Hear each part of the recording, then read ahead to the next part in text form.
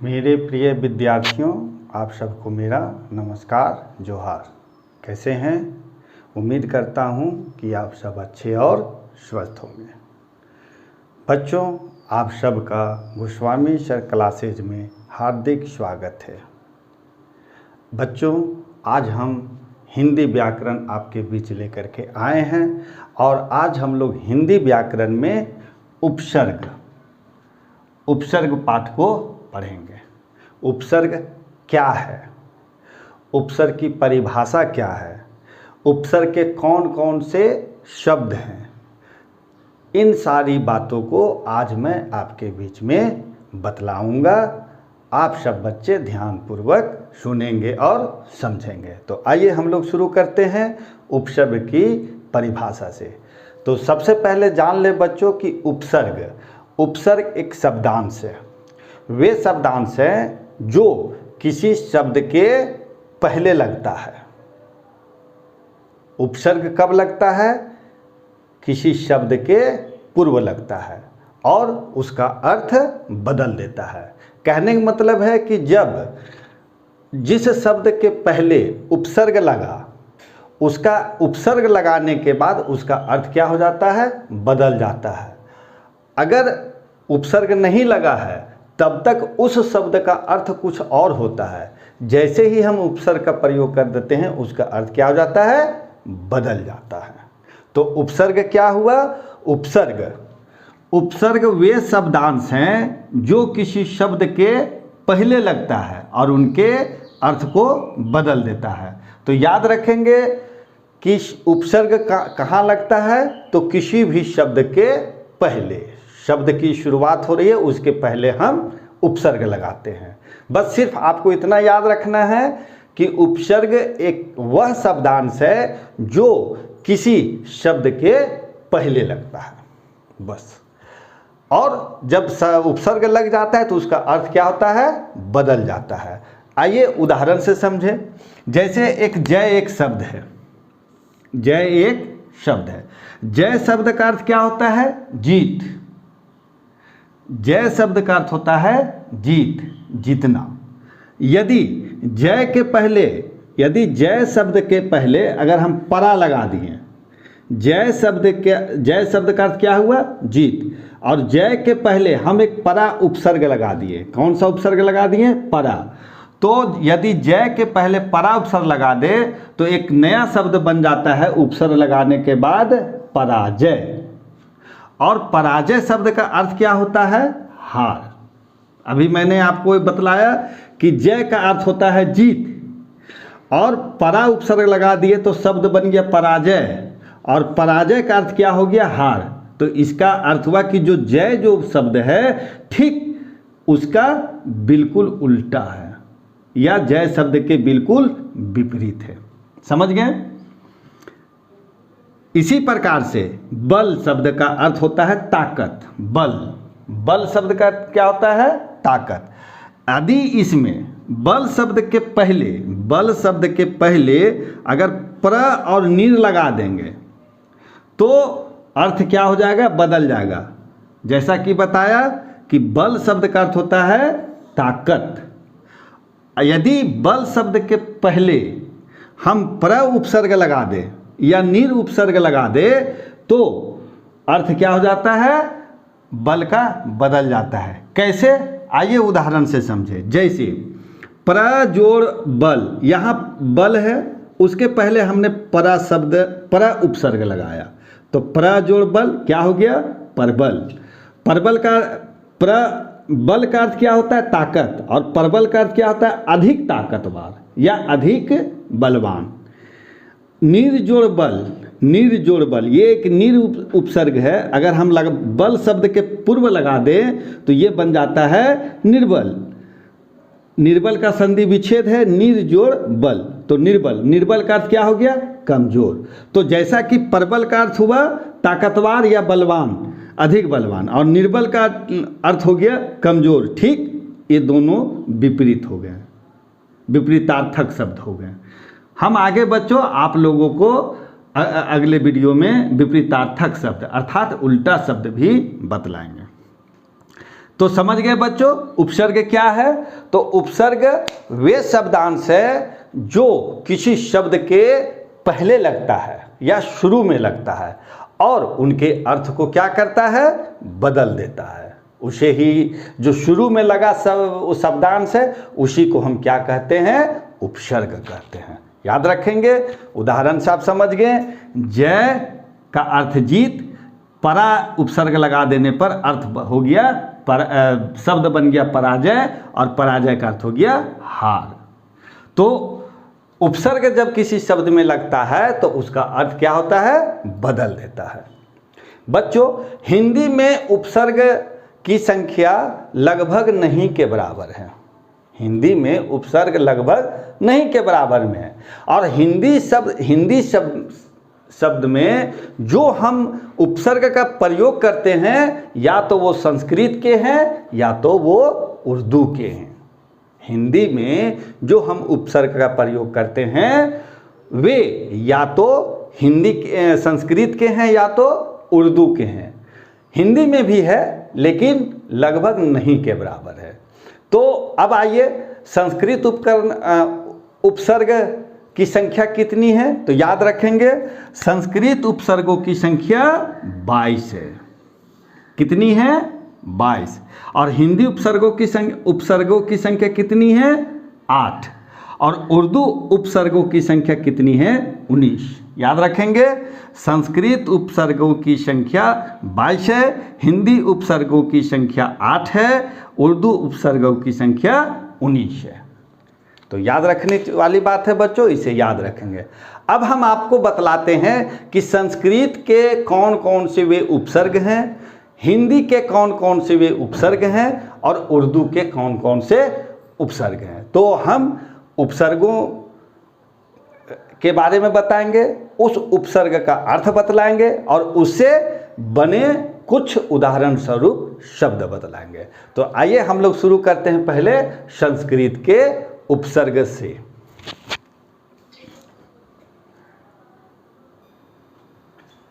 आइए अब हम लोग देखते हैं संस्कृत के वर्ण। तो संस्कृत के कौन कौन से उपसर्ग हैं? तो ये उपसर्ग हैं, इन उपसर्गों का ये अर्थ है और इससे बने शब्द हैं। तो हम लोग इसको देखते हैं बच्चों और आप भी इसे समझें। एक उपसर्ग है अति, इसका अर्थ होता है अधिक। अति का अर्थ क्या हुआ? अधिक। अब इससे जो शब्द बने हैं वो देखिए कौन कौन है। अति जोड़ से अतिशय, अति जोड़ रिक्त अतिरिक्त। तो ये जो पहले हम लगाए हुए हैं हर शब्दों में, तो ये कौन सा चीज़ है? ये उपसर्ग है। अति शब्द जो है शब्दों के पहले लगाए हैं तब ये बना है शब्द। तो ध्यान रखेंगे जैसा बताया कि उपसर्ग क्या है। तो उपसर्ग वह शब्दांश है जो किसी शब्द के शुरू में या पहले में लग करके उसका अर्थ बदल देता है। तो अति का क्या अर्थ हुआ? अधिक। अब अधिक से जो अति से जो उपशब्द बने हैं वह अतिशय, अतिरिक्त, अतिक्रमण, अत्याचार, अत्यंत। अधि का अर्थ होता है श्रेष्ठ, ऊपर और समीप। 3 अर्थ है, श्रेष्ठ, ऊपर, समीप। अब इससे हम शब्द बनाए हैं। अधि जोड़ पति, अधिपति, अधि जोड़ कार, कार शब्द के पहले अधि लगा है, पति के पहले अधि लगा है। तो अधिपति, अधिकार, अध्यक्ष, अधिनायक, अध्ययन। अब आगे है अनु। अनु का अर्थ होता है छोटा या पीछे। अब यहाँ पर हम पहले अ लगा दिए हैं, ये उपसर्ग लगा दिए हैं। तो अनुज, अनुकरण, अनुभव, अनुकूल, अनुवाद। अप का अर्थ होता है बुरा। अप का अर्थ क्या हुआ? बुरा। अब उससे जो उपसर्ग लगाने के बाद जो शब्द बने हैं वो ये निम्न हैं। अपमान, अपशब्द, अपहरण, अपराध, अपवाद। अभी का अर्थ होता है समीपता या अधिकता। क्या होता है? समीपता या अधिकता। तो इससे क्या बना है? तो अभिमान, अभिभावक, अभ्यास, अभिनय, अभिप्राय।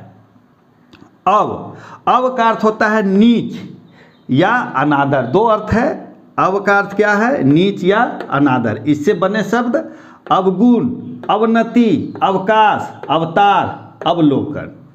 आगे है उत। उत का अर्थ होता है ऊंचा या ऊपर। इससे जो शब्द बने हैं वह है उत्तम, उत्कर्ष, उत्थान, उद्भव और उत्साह। आगे देखेंगे उप। उप का अर्थ होता है निकट या छोटा। तो उप जोड़कार उपकार, उप जोड़ वन उपवन। तो उपकार, उपवन, उप जोड़हार उपहार, उप जोड़ नाम उपनाम, उपदेश, उपस्थित। आ का अर्थ होता है तक से लेकर। इससे बने जो शब्द हैं वह आगमन, आजीवन, आमरण, आकर्षण, आक्रमण। दुष या दुर, इसका अर्थ होता है बुरा या कठिन। इससे जो शब्द बने वह दुष्कर्म, दुर्गुण, दुष्ट, दुस्साहस, दुर्जन और दुर्बल। आगे भी है संस्कृत के वर्ण, अभी हम उसको भी आपको बता देते हैं। आगे देखें नी। नी का अर्थ होता है नीचे या अच्छी तरह। अब इस नी उपसर्ग से बने शब्द कौन कौन हैं? नियम, निदान, निमंत्रण, निकास, निमग्न। नीर और निश, ये दोनों का अर्थ है बाहर या निषेध। अब नीर या निश से बने हैं निर्भय, निर्दोष, निर्धन, निर्जीव, निश्चल। प्र का अर्थ होता है अधिक, प्रबल, प्रगति, प्रस्थान, प्रसार, प्रताप, प्रकाश। परा, उपसर्ग परा, इसका अर्थ हुआ पीछे या उल्टा। इससे जो शब्द बने हैं वे हैं पराजय, पराक्रम, पराभव, परामर्श, पराधीन। प्रति। प्रति का अर्थ होता है उल्टा या हर एक। इससे जो बने शब्द है प्रति उपसर्ग से प्रतिदिन, प्रतिक्षण, प्रतिकूल, प्रत्येक, प्रतिध्वनि। परि। परि का अर्थ हुआ आसपास या पूर्ण। अब इससे शब्द बने हैं परिणाम, परिमाण, परिक्रमा, परिधान, परिपूर्ण। वी का अर्थ होता है भिन्न या विशेष। वी से बने जो वी उपसर्ग से बने जो शब्द हैं वह विदेश, विलाप, वियोग, विधवा, विभाग, विज्ञान। शम का अर्थ हुआ उत्तम या पूर्ण। तो हो गया शम से जो बने शब्द हैं सम उपसर्ग से वह संपूर्ण, संयोग, संवाद, संस्कार, संगम और संतोष। तो ये था संस्कृत के उपसर्ग। आइए अब हम आपके बीच में हिंदी के उपसर्ग रख रहे हैं, उसका अर्थ बतला रहे हैं और उससे बने शब्द।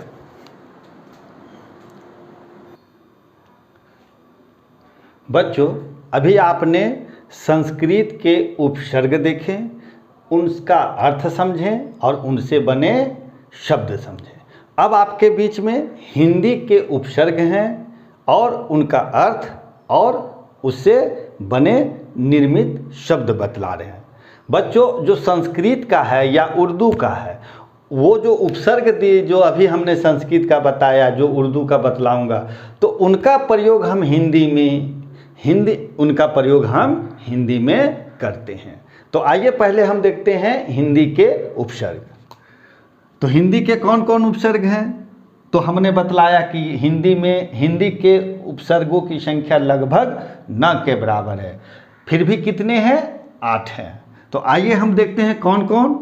तो पहला है अ या अन। इसका अर्थ होता है निषेध। अब उपसर्ग जो लगा है, ये जो काला काला हमारा, ये क्या है? पहले लगा है, शब्द के पहले। मैंने पहले ही बताया कि उपसर्ग शब्द के पहले लगता है। तो अन इसका अर्थ हुआ निषेध। अब इससे जो बने शब्द हैं वह ध्यान से देखें। अभागा, अभागा, अकाल, अकाल, अचल, अनर्थ, अन्याय, अनंत। अध का अर्थ होता है आधा। अब इससे जो बने जो निर्मित शब्द हैं वे हैं अधमरा, अधपका, अधखिला, अधजला। अध का अर्थ हुआ आधा, अधमरा मतलब पूरा मरा नहीं, अध पका मतलब आधा पका है आधा कच्चा है। ऊन का अर्थ हुआ एक कम या पीछे, एक कम या पीछे। तो बताइए बच्चों 40 से एक कम क्या होगा? 40 से पीछे कौन सा अंक है, या 40 से पीछे एक कम क्या होगा? तो 39। तो वही है, उन मतलब हुआ एक कम या पीछे। जैसे उन जोड़ 49, उन जोड़ 60, 59, 79, 69। दू का अर्थ हुआ बुरा या दो। दू का अर्थ क्या हुआ? बुरा या दो की संख्या। तो दुबला, दुलार, दुभाषिया, दुगुना। भर का अर्थ क्या हुआ? पूरा। इससे बने जो शब्द हैं वह हैं भरपूर, भर पेट, भर सक, भर पाई, भर दिन। अब आइए क और कु, हिंदी के जो उपसर्ग हैं वह क और कु है। इसका अर्थ होता है बुरा या हिंता, बुरा या हिंता। अब इससे जो शब्द बने हैं कपूत, कुपात्र, कुकर्म, कुचाल, कुख्यात। श और शु, स और शु का अर्थ हुआ साथ या अच्छा। श जल, सजल, शबल, सबल, शरस, शरस, सपुत, सुडौल, सुपात्र। नी का अर्थ हुआ अभाव। निकम्मा, नी जोड़ कम्मा, निकम्मा। नी जोड़ डर, निडर। नी जोड़ ठल्ला, निठल्ला। नी जोड़ हत्था, निहत्था। नी जोड़ धड़क, निधड़क। तो इनका अगर हम संधि विच्छेद करेंगे तो उपसर्ग अलग होगा और शब्द अलग होगा। जैसे अ जोड़ भागा, अभागा। अध जोड़ मरा, अधमरा। उन जोड़ 49, 49। दू जोड़ बला, दुबला। भर जोड़ पूर, भरपूर। क जोड़ पूत, कपूत। श जोड़ जल, सजल। नी जोड़ कम्मा, निकम्मा। तो संधि विच्छेद भी हम कर सकते हैं। तो ये थे हिंदी के उपसर्ग। अब अंत में आपके बीच हम संस्कृत के कुछ उपसर्ग बतला देते हैं और उनका अर्थ बतला देते हैं। आइए अब हम लोग देखते हैं उर्दू के उपसर्ग। तो उर्दू के कौन कौन उपसर्ग हैं? कम, खुश, गैर, दर, ना, बद, बे, ला, शर, हम, हर। तो देखें इसका अर्थ और इनसे शब्द। ये जो शब्द बने हैं ये उर्दू के शब्द हैं, उर्दू के उपसर्ग से बने शब्द हैं। अब इसका प्रयोग या जो हमने पहले संस्कृत का बतलाया, तो इनका प्रयोग जब भी हम निबंध लिखते हैं या कहानी लिखते हैं हिंदी में, तो वहाँ इनका भी हम लोग प्रयोग हिंदी के मतलब उर्दू के शब्द हो या फारसी के शब्द हो या फिर जो हमने आपको शब्द की परिभाषा बतलाया था, तो उसमें जो भी शब्द है वे शब्द को हम लोग निबंध लिखने, कविता लिखने, कहानी लिखने में हम हिंदी के रूप में इन शब्दों का प्रयोग करते हैं या बोलते हैं, या बोलचाल की भाषा में इन शब्दों का प्रयोग हम हिंदी में भी प्रयुक्त करते हैं। तो आइए अब हम अंत में देखते हैं उर्दू के कौन कौन से उपसर्ग हैं, उनका अर्थ क्या है और उनसे निर्मित शब्द कौन कौन हैं। तो जो पहले आपको जो लगाया गया है, आप ये ध्यान रखिएगा, ये शब्द क्या है? आपका ये है उपसर्ग है। शब्द के पहले जो लगा है वह उपसर्ग है। जैसे कम, कम का अर्थ हुआ थोड़ा या हीन। अब इससे कौन कौन से शब्द निर्मित हुए हैं? कम से कम जोड़ जोर, कमजोर। कम उम्र, कम अक्ल, कम सीन, कम खर्च। खुश, खुश का अर्थ हुआ अच्छा। इससे जो निर्मित शब्द है वह खुशहाल, खुशखबरी, खुशकिस्मत, खुशबू, खुशदिल। आपको जो हम बोल रहे हैं इससे ही आपको पता चल जा रहा है कि ये शब्द कौन से शब्द उच्चारण में कहाँ से हो रहा है, तो उर्दू के शब्दों के जैसा। तो उर्दू के ये शब्द हैं। गैर का अर्थ हुआ निषेध या नहीं। गैर हाजिर, गैर कानून, गैर सरकारी, गैर कौम। दर का अर्थ हुआ में। तो दर से हुआ दरअसल, दरकार, दरमियान, दरवाज़ा। ना का भी अर्थ हुआ निषेध या नहीं। नाराज, नालायक, नादान, नापसंद, नाचीज। बद का अर्थ होता है बुरा। बदनाम, बदसूरत, बदमाश, बदबू, बदहजमी। बे से, बे का अर्थ हुआ बिना या रहित, तो बेचैन, बेरहम, बेवफा, बेदाग, बेकसूर। ला से, ला का अर्थ हुआ अभाव। अब इससे बने जो निर्मित शब्द हैं वह है लाचार, लापता, लाजवाब, लवारिश, लापरवाह।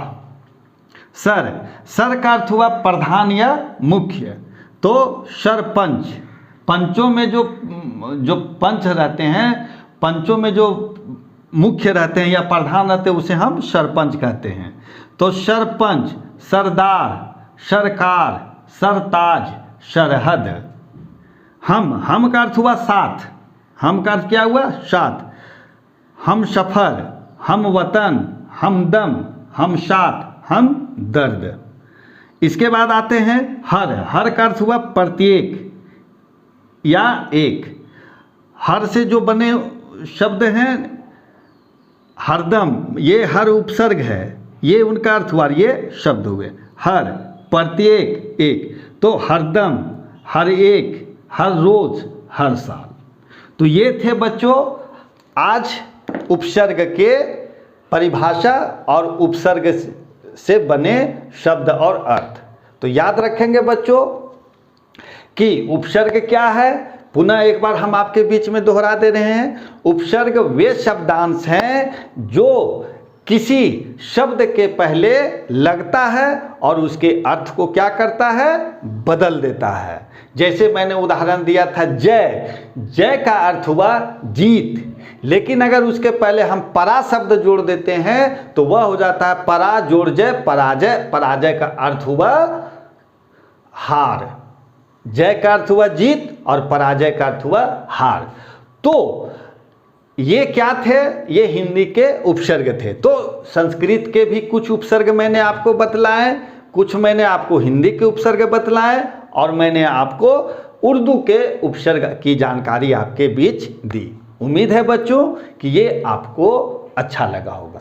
बच्चों अब हम अगले दिन अगले हिंदी व्याकरण में एक और नए अध्याय और एक नए पाठ को लेकर के, एक नए विषय को लेकर के आपके बीच आएंगे। तब तक के लिए बच्चों आप सबका बहुत बहुत धन्यवाद, बहुत बहुत आभार।